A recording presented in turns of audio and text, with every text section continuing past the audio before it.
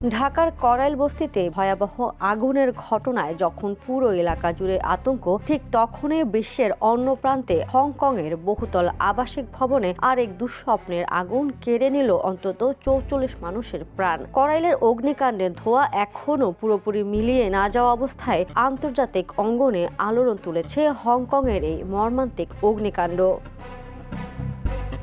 হংকংয়ের উত্তরাঞ্চলীয় তাইপো এলাকার কয়েকটি বহুতল আবাসিক ভবনে ছড়িয়ে পড়া এই ভয়াবহ আগুনে মৃতের সংখ্যা বেড়ে ৪৪ জনে দাঁড়িয়েছে। আশঙ্কাজনক অবস্থায় ৪৫ জন চিকিৎসাধীন। এছাড়া এখনও ২৯৭ জনের কোনো খোঁজ পাওয়া যাচ্ছে না। আগুনের সুনির্দিষ্ট কারণ এখনও নিশ্চিত নয়। এই ঘটনায় হত্যার অভিযোগে ৩ জনকে গ্রেপ্তার করেছে পুলিশ, যাদের মধ্যে ২ জন একটি নির্মাণ প্রতিষ্ঠানের পরিচালক ও একজন প্রকৌশল পরামর্শক। তদন্তকারীরা জানান, ভবনগুলোতে তখন সংস্কার কাজ চলছিল এবং জানালাগুলোতে ব্যবহার করা হয়েছিল পলিস্টাইরিন বোর্ড, যা আগুন দ্রুত ছড়িয়ে পড়তে ভূমিকা রাখে বলে ধারণা করা হচ্ছে।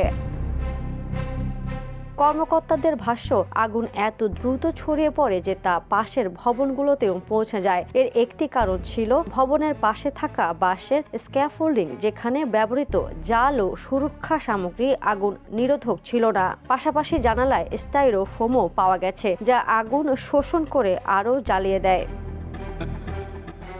ঘটনার পরদিনও টাওয়ার ব্লকগুলোর কয়েকটি অংশ থেকে ধোঁয়া বের হতে দেখা যায়। ৮টি ভবনের মধ্যে 4টিতে আগুন আংশিক নিয়ন্ত্রণে এসেছে, তবে পূর্ণ নিয়ন্ত্রণে আনতে পুরো দিন লেগে যাবে বলে জানিয়েছে দমকল বিভাগ। শত শত বাসিন্দাকে সরিয়ে নিয়ে জরুরি আশ্রয় কেন্দ্রে রাখা হয়েছে। যাদের ঘরবাড়ি সম্পূর্ণ ক্ষতিগ্রস্ত, তাদের জন্য বরাদ্দ করা হয়েছে জরুরি আবাসন। হংকং ফায়ার ডিপার্টমেন্ট আগুনটিকে লেভেল 5 অ্যালার্ম হিসেবে ঘোষণা করেছে, যা সর্বোচ্চ সতর্কতার স্তর। এ ধরনের অগ্নিকাণ্ড হংকংয়ে সর্বশেষ ঘটেছিল ১৭ বছর আগে।